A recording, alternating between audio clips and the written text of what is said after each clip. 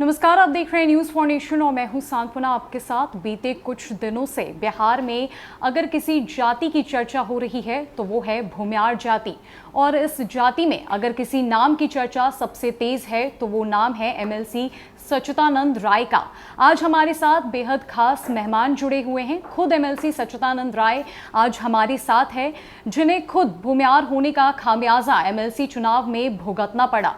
ये एक आईआईटीएन भी है, साथ ही साथ सफल बिजनेसमैन और एक पॉलिटिशियन भी है। सर, आज आपकी मुलाकात प्रशांत किशोर से हुई, जो कि एक चुनावी रणनीतिकार है और बिहार की राजनीति में उन्होंने एक कदम रखा है। तो क्या जब आपकी मुलाकात हुई तो बताइए कि क्या खिचड़ी पक रही है आप दोनों में? नहीं, कोई खिचड़ी नहीं पक रही है। मुझे बड़ी खुशी हुई जब उन्होंने घोषणा किया कुछ दिन पहले कि वो एक ऐसा प्लेटफॉर्म बनाना चाहते हैं जो बिहार में क्रांतिकारी और दूरगामी बदलाव के लिए काम करेगा। अभी कोई पॉलिटिकल पार्टी की बात नहीं कर रहे हैं, कोई चुनाव लड़ने की बात नहीं कर रहे हैं, अभी समान विचार के लोगों को जोड़ने की बात कर रहे हैं।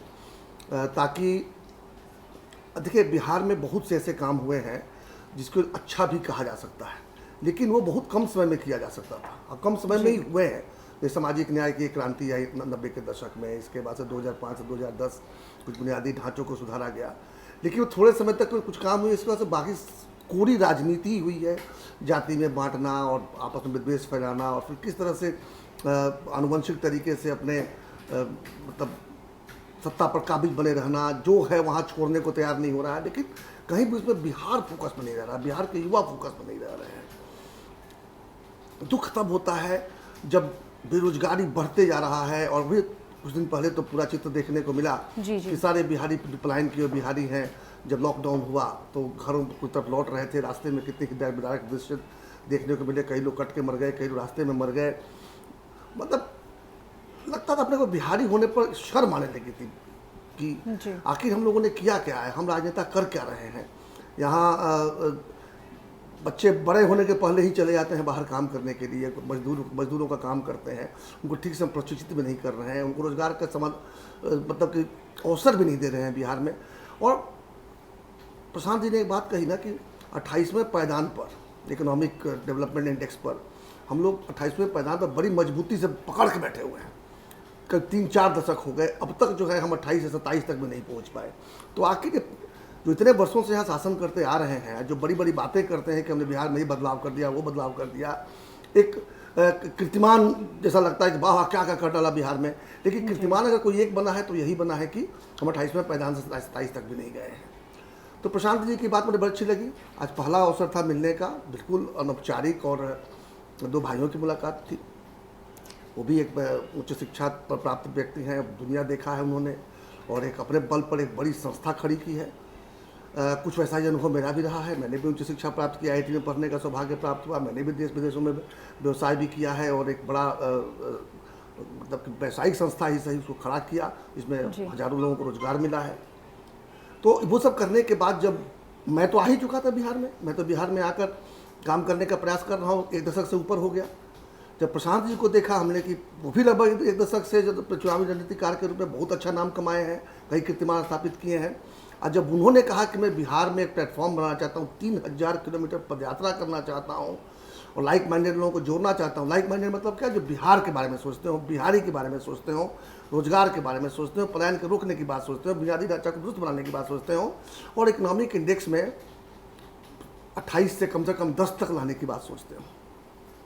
तो ऐसे लोगों को एक प्लेटफॉर्म पर लाने का जब उन्होंने घोषणा की तो मुझे लगा कि नहीं, मुझे मिलना चाहिए, समझना चाहिए कि आखिर वो कितने सीरियस है इसके बारे में, और उनके पास और योजनाएं क्या क्या है।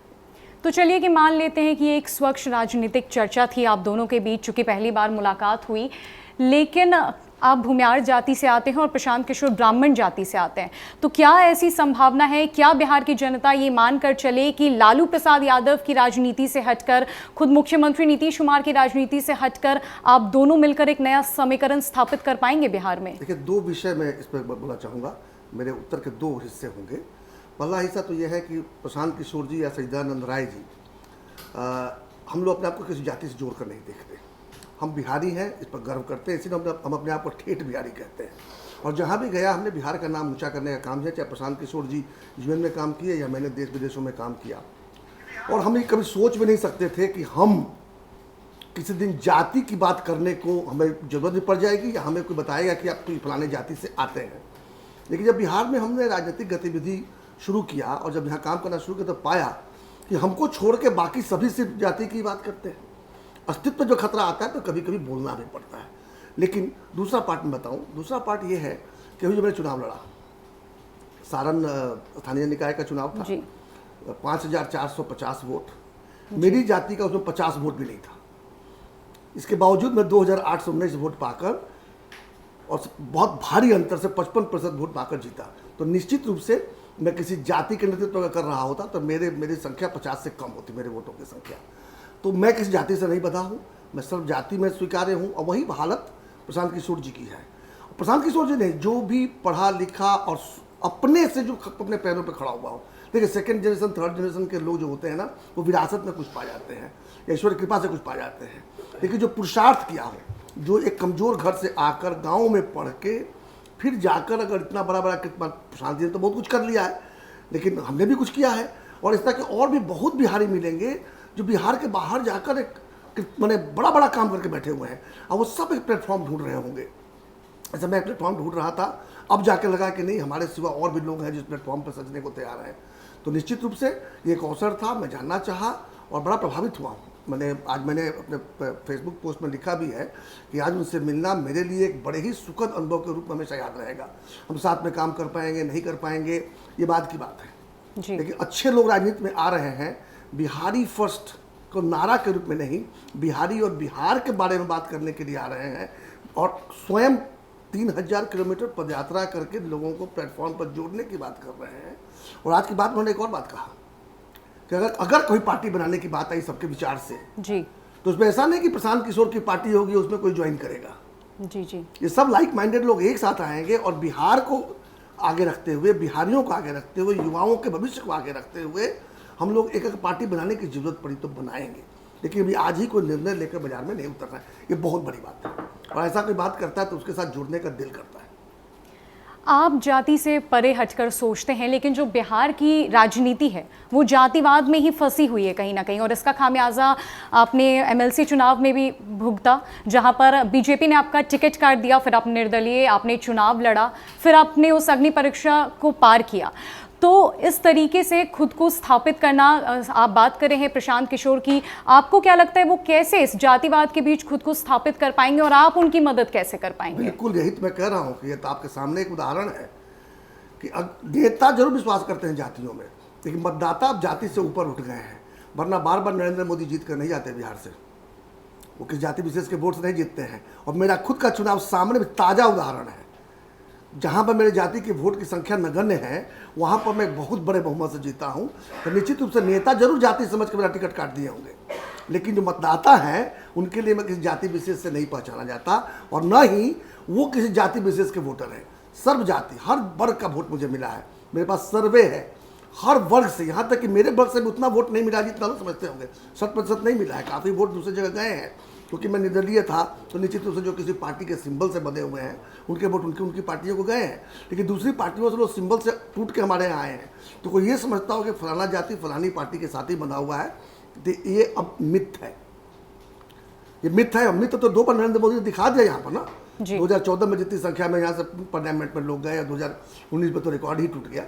तो इससे साबित है कि वोटर जो हमारे हैं वो किसी जाति से बंधे हुए नहीं है। बहुत सारे जाति के आधार पर दल बने, कुछ का विलय हो गया, कुछ लुप्त हो गए, कुछ लुप्त होने के कगार पर हैं, कुछ अंट शंट बोलकर जो किसी तरह से मीडिया में बंधे रहते हैं। लेकिन शुद्ध जाति की राजनीति करने वाले लोग हैं, वो मुंह की खाएंगे, खाते रहेंगे, अभी दिखाई नहीं दे रहा उनको। अब हम देखिए, प्रशांत किशोर जी हो, सच्चिदानंद राय हो, या जो भी, हम लोग दुनिया देखी है भाई जी। हम ऐसा नहीं है कि कूप मंडूक है, हम एक जाति में पैदा हुए और एक जाति के लिए जीवन बिता दिया। हमारे हर वर्ग के लोग हमारे मित्र हैं, हमारे कंपनियों में हर वर्ग के लोग काम करते हैं, जो जिस योग्य होता है वैसा काम करता है। लेकिन हम कभी जाति से पहचानते ही नहीं कि जाति से है। वरना मेरा ड्राइवर और मेरा सेवक और मेरा कुक एक दलित समाज से नहीं आता, क्योंकि मैंने कभी उसको दलित के रूप में देखा ही नहीं, मैंने उसको इंसान के रूप में, भाई के रूप में देखा है। मेरे सिक्योरिटी गार्ड में कोई मेरी जाति का नहीं है, तो मैं तो कभी सोचा ही नहीं कि वो एक यादव परिवार से आता है और एक कुशवाहा परिवार से आता है। हम तो ये देखते हैं कि दोनों बड़े अच्छे गार्ड्स हैं, तो हमने चुन कर लिया उनको कि भाई मेरे सिक्योरिटी गार्ड्स यही दोनों होंगे, क्योंकि भाई अच्छा खासा उनका शरीर भी है और तेज दिख लगे हमको लगा कि हमारी सुरक्षा बेहतर कर सकते हैं। तो ये बातें जो करते हैं ना, बार बार जाति जाति की जो बात करते हैं, वो वोटरों को बरगलाने के लिए करते हैं। निश्चित रूप से थोड़ा समीकरण दिखना पड़ता है, क्योंकि हर जाति का प्रतिनिधित्व होना ही चाहिए जी। अगर प्रतिनिधित्व नहीं रहेगा तो फिर वो संतुलन बिगड़ जाएगा। तो प्रतिनिधित्व होना चाहिए और उसमें अगर कोई कमी हो तो आवाज़ उठानी चाहिए, जैसा मैंने उठाया था 2019 में। लेकिन वही एक विषय नहीं है जी। एक व्यक्ति केवल जाति से नहीं पहचाना जाता, उसका नाम भी एक परिचय होता है। जिस परिवार में पैदा होता है वो भी परिचय होता है, जिस जाति में पैदा होता है वो भी परिचय होता है, जिस स्थान में पैदा होता है वो भी एक परिचय होता है, जो शिक्षा प्राप्त करता है वो भी एक परिचय होता है, जो कार्य किया होता है वो भी उसका एक परिचय बनता है, जिस देश का होता है वो भी एक परिचय होता है, जिसमें भारतीय भी हूँ, बिहारी भी हूँ, हिंदू भी हूँ, भूमिहार भी हूँ, चपरहिया भी हूँ, IITN भी हूँ, एक कई परिचय है। तो इन सारे परिचयों को हमेशा नहीं पहनना पड़ता। एक परिचय काफ़ी, एक में सच्चिदानंद राय हो, एक इंसान हो। लेकिन जब कभी किसी एक परिचय पर आघात होता है तो निश्चित रूप से उस समय उसका भी विरोध करना चाहिए, जो मैंने किया था 2019 में। लेकिन बस बात वहीं तक रही, बात उठाया, उस परिचय को बचाने का प्रयास किया था कि वो परिचय भी उसको नुकसान न पहुँचे। लेकिन बिहार के बारे में अगर सोचना हो और स्वस्थ राजनीति करनी हो तो जाति की बात को भूल कर ही किया जा सकता है। निश्चित रूप से प्रतिनिधित्व जरूर ख्याल रखना चाहिए कि हर वर्ग का प्रतिनिधित्व जो है वो उसमें रहे, कोई अपने आप को उसमें वंचित न महसूस करे। ये मेरी सोच है। तो आपकी आज मुलाकात प्रशांत किशोर से हुई, आप इसे स्वच्छ राजनीतिक मुलाकात कहते हैं, ये बहुत ही अनौपचारिक मुलाकात थी। लेकिन बिहार की राजनीति में, बिहार की सियासत में तो इस मुलाकात के बाद हलचल मचना तय है। बाकी पार्टियां तो ज़रूर डर जाएंगी, चाहे वो बीजेपी हो, जदयू हो या फिर राजद हो। नहीं डरेंगे, सब इतना बड़ा काम नहीं हुआ, इतना कोई धमाका नहीं हुआ कि डर जाएंगे। ऐसे छोटे मोटे मुलाकात होते रहते हैं। लेकिन इतना जरूर है कि प्रशांत किशोर भी समझते हैं और सच्चिदानंद राय भी समझते हैं, और भी हमारे जो जैसे जो होंगे, जो मिले नहीं होंगे प्रशांत जी से, उन सबके मन में एक बात तो आ ही गई है कि बात निकली है तो दूर तक जाएगी। कुछ ना कुछ तो होगा। अब कहाँ होगा, कहाँ जाएंगे, प्रशांत जी भी अभी बहुत सारा सोच ही रहे हैं, मैं भी बहुत सारा सोच ही रहा हूँ। और कई लोगों से हम लोग की मुलाकात होती है, मेरी भी अलग से हो रही है, उनकी भी अलग से हो रही है।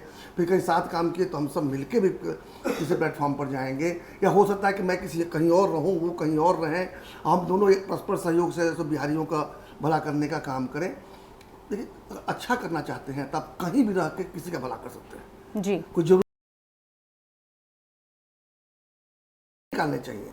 लेकिन इतना मैं फिर से कहूँगा कि प्रशांत जी जैसे लोगों का राजनीति में आना और बिहार के लिए काम करने का संकल्प लेना एक बहुत ही अच्छा समाचार है बिहार के लिए। मैं तो आशा करता हूँ कि उन्हीं की तरह और भी जो बिहार से बाहर गए हुए और अपने बल पर किसी स्थान को प्राप्त किए हुए लोग हैं, जो बिहार के बारे में चिंतित तो रहते हैं लेकिन भी करने का मौका नहीं मिलता है, वो भी आएँ और प्लेटफॉर्म बनाए या बने हुए किसी प्लेटफॉर्म में सहयोग करें ताकि बिहार के लिए कुछ अच्छा काम कर सकें।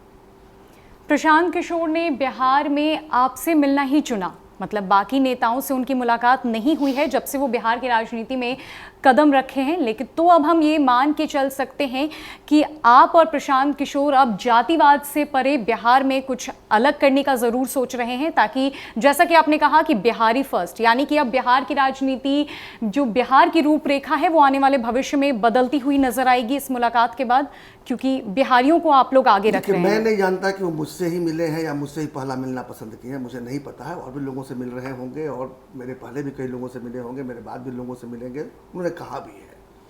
मेरा जरूरत मेरी पहली मुलाकात थी उनसे जी। मैं उनको टीवी पर, यूट्यूब पर ही देखता था। पहली बार सामने मिलने का अवसर प्राप्त हुआ, बड़ी गर्मजोशी से गले मिले, हाथ मिलाया और 1 घंटे तक हमारी बातचीत चली। और एक एक बात जो उन्होंने कहा ना, वो मोती के दानों जैसा था। तो ऐसा नहीं था कि हम लोगों ने 1 मिनट, उस पूरे 1 घंटे का 1 सेकेंड भी हमने एंजॉय न किया हो। निश्चित रूप से वो भी हमारी बातों से काफ़ी जगह काफ़ी संतुष्ट दिखाई दिए। तो वही मैंने जैसे कहा कि आज पहली मुलाकात है और कोई हड़बड़ी में न वो है न मैं हूँ जी। अगर हड़बड़ी में कोई है तो बिहारी है, क्योंकि बिहारी देख रहा है कि आखिर कौन आके इस पलायन को रोकेगा, कौन आके रोजगार का सृजन करेगा। क्या बंगलोर में जाकर नौकरी करनी पड़ेगी? क्या पटना बंगलोर जैसा नहीं बन सकता? क्या पटना पूना जैसा नहीं बनता? छोड़ो, भुवनेश्वर जैसा नहीं बन सकता? तो ये सब कौन सोचेगा? किसी ने कभी सोचा क्या कि पटना भुवनेश्वर भी बने? हम तो बंगलोर क्या, हम तो सियाटल बनाने की बात सोच रहे हैं, हम तो सैन फ्रांसिस्को बनाने की बात सोच रहे हैं। देखा है हमने, हमारे पास योजनाएं हैं, रोड मैप है, बस अवसर मिलना चाहिए। लेकिन जिनको अवसर मिलता है उनके दिमाग में आपको बात क्यों नहीं आती है? हम लोग इसको लेकर चिंतित हैं। ये जाति और किसके साथ कौन काम किया और क्या करना, ये सब हमारे टेबल पे है ही नहीं। हमारे प्लेट में अब जाति नहीं पाइएगा, हम जाति नहीं खाते हैं। जो लोग जो दिन रात जाति ही खाते होंगे ना, उनके मुंह से जाति जाति निकलेगी। हम तो उसकी बात ही नहीं करना चाहते, कुछ खास मौकों को छोड़ के जहाँ की जरूरी हो जाता है। सर, अब आखिरी सवाल, इस बार आप एमएलसी चुनाव वापस से जीत कर आए हैं, निर्दलीय तौर पर आपने चुनाव जीता है, आगे क्या कुछ गोल सेट किया है आपने? बस वही गोल, नया कुछ नहीं है। जो सोच कर मैं राजनीति में आया था, देखिए मैं जिस उम्र में आया हूँ करीब 50 के करीब पहुँच चुका था, तब मैं राजनीति में आया और पहला चुनाव लड़ा, जीता और दूसरा भी जीता। और मैंने अपने सबसे पहले सबसे छोटी यूनिट जो होती है अपने गांव से मैं शुरू किया। गांव में मैंने अपने दम पर एक स्कूल की स्थापना की है। कई न्यूज़ चैनल्स ने कवर किया, आपसे भी आग्रह करूँगा कवर करें जी। वहाँ बहुत ही शानदार विद्यालय है जहाँ पर कन्याओं को मुफ्त शिक्षा दी जाती है। और मैं कह सकता हूँ कि बिहार के गाँवों में शायद अकेला विद्यालय होगा जहाँ पर 50 से अधिक लड़कियाँ और लड़के एक साथ सुबह शाम निकर पहन के खेलते हुए पाए जाएंगे। इतना बड़ा सामाजिक परिवर्तन हम लोगों ने किया है। और 34 लड़कियां मेरे यहाँ से बिहार टीम में खेल चुकी हैं। 2 को पिछले वर्ष बिहार खेल रत्न पुरस्कार प्राप्त हुआ, वहाँ से हमने शुरू किया। रोजगार के लिए भी कुछ काम हम लोगों ने किया है। हमारे गांव में प्रधानमंत्री कौशल केंद्र हमने खोला है जहाँ पर लड़के लड़कियाँ प्रशिक्षित होकर जगह जगह जाके काम करते हैं। अब हम लोग इस कोशिश में है कि किस तरह से जगह जगह ना जाना पड़े, बिहार में ही उनको रोजगार भी मिल सके। तो वो अकेला किसी से नहीं हो सकता, निश्चित उसमें सरकार को भी भाग लेना पड़ेगा। उद्योग मंत्री से मेरी मित्रता है, मैं उनके साथ कई बार बात भी कर चुका हूँ। कुछ काम हो रहे हैं, आने वाले दिनों में विश्वास है कि उनके प्रयास से भी कुछ ऐसा होगा जहाँ पर कम से कम कुछ बच्चों को यहाँ मिलेगा। लेकिन रोजगार कुछ बच्चों के लिए नहीं करना है, मुझे रोजगार सारे बच्चों के लिए करना है, सारे युवाओं के लिए करना है। तो उसके लिए एक समग्र योजना बनानी पड़ेगी ताकि किस तरह से हम, और शहरीकरण भी ठीक से करें। शहरीकरण नहीं होगा तो आप IT बेस्ड काम नहीं कर सकते। नॉलेज बेस्ड इकोनॉमी वही हो सकता है जहाँ पर कि शहरीकरण हो। जैसे कहते हैं ना कि IT या नॉलेज इकोनॉमी कौन काम करते हैं, छोरा छोरी काम करते हैं। तो बिल्कुल अगर देहाती भाषा में कहें, यंग लड़के और लड़कियाँ काम करते हैं तो उनको एक लाइफस्टाइल भी चाहिए जी। वो लाइफस्टाइल देना पड़ेगा हमें, नहीं तो उस लाइफस्टाइल के लिए दूसरे शहर चले जाएंगे जी। और सुरक्षा भी देनी पड़ेगी। बहुत सी चीज़ें ऐसी है, छोटी छोटी चीज़ें हैं जिनको माइनॉरिटी अगर हम लोग ध्यान दें। हम लोगों ने दुनिया देखा है, हमने वो काम किया है, प्रशांत जी ने भी किया है, मैंने भी किया, और भी बहुत से लोग हैं जो हमसे ही बेहतर अनुभव रखते होंगे। ऐसे लोगों को आना होगा, जुड़ना होगा। बिहार में नॉलेज बेस्ड इकोनॉमी का बहुत बड़ा स्कोप है, लेकिन उसके लिए संरचना तैयार करनी होगी। उसी तरह से एग्रो बेस्ड इकोनॉमी का बहुत बड़ा स्कोप है। हमारे यहाँ पानी है, हमारे यहाँ लेबर है, हमारे यहाँ अनाज है, हमारे यहाँ खेती अच्छी होती है, बाढ़ नियंत्रण किया जा सकता है। अब सारा चीज़ तो आज ही इंटरव्यू में नहीं बता दूंगा, लेकिन बहुत सी बातें हैं जिन पर हम लोगों ने योजना बनाई है। मैंने अलग से बनाई है, वो भी बनाए होंगे, और भी कई लोग हैं जिनके पास अच्छी अच्छी योजनाएं होंगी। हम सबको एक प्लेटफॉर्म पर आकर एक समग्र योजना बनानी पड़ेगी, किस प्रकार से बिहार को आगे लाया जाए, किस तरह से बिहारी को सुकून मिले, किस तरह से बिहार के युवाओं को यही काम मिले। इन दिशा में काम करना है। इसके निश्चित रूप से जाति से उठना पड़ेगा जी। पुरानी पार्टियां कितना सफल हो पाएंगी मैं नहीं जानता। मैं बहुत प्रभावित हुआ था गुजरात मॉडल से, मैं बहुत प्रभावित हुआ था। शुरू के जो 5 साल में बिहार मॉडल भी था, उससे बहुत प्रभावित हुआ था। लेकिन गाड़ी वहीं आकर रुक गई, उससे आगे नहीं बढ़ी। या तो वही लोग गाड़ी आगे बढ़ाए या फिर कोई दूसरे लोग आएंगे और दूसरी गाड़ी चलेगी। देखिए, रुका तो नहीं रह सकता। जी जी बिल्कुल। इस बार हमको कोरोना काल में देखने को मिल गया कि बिहार कहाँ है। हम चाहे जितनी बड़ी बड़ी बात कर लें, जितने सुशासन की बात करें, जितने तरक्की की बात कर लें, वो सब तब एक कोरा गप हो जाता है जब आप पलायन किए हुए लोगों को वापस लौटते हुए देखते हैं और कतार इतनी लंबी होती है कि आप थक जाते हैं, कतार नहीं रुकती जी। तो ये थोड़ा ये आईना दिखा है जी। आईना दिखा है तो अपना चेहरा पहचानिए। धन्यवाद सर हमारे साथ जुड़ने के लिए। बहुत बहुत धन्यवाद सांत्वना जी, आपसे इतने तरह से घेरने का मुझे प्रयास किया। सत्य ये है कि इसमें कोई राजनीति नहीं है जी। ये प्योर बिहार के बारे में एक चिंतन है। आज की बैठक में हमारे वही थी जी। बिल्कुल नहीं सर, क्योंकि बिहार में जातिवाद ही जातिवाद देखने को मिलता है, इसीलिए मैंने जातिवाद पर सवाल किया, क्योंकि आपको भूमियार होने का वो खामियाजा तो भुगतना पड़ा है कहीं इतना विश्वास दिला देते हैं कि एक टर्म भी अगर हम लोगों ने काम कर लिया ना तो बिहार में जाति की बात कोई करेगा नहीं। ये तो बिहार का सौभाग्य होगा। ऐसा होगा, एक बार ऐसे लोगों को मौका मिल जाएगा ना तो बिहार में लोग जाति की बात करना भूल जाएंगे। जी जी। तो ऐसा बदलता बिहार हमें अब आने वाले सालों में ज़रूर देखने को मिलेगा, जो बिहार जातिवाद से परे होगा, जहां पर बिहारियों की बात होगी, बिहारियों की उन्नति और विकास की बात होगी, जहां पर किसी को पलायन करने की ज़रूरत नहीं होगी। आप खुद IITian रहे हैं और इस स्ट्रक्चर को स्थापित करने की कोशिश आपके द्वारा लगातार जारी है। धन्यवाद। बहुत बहुत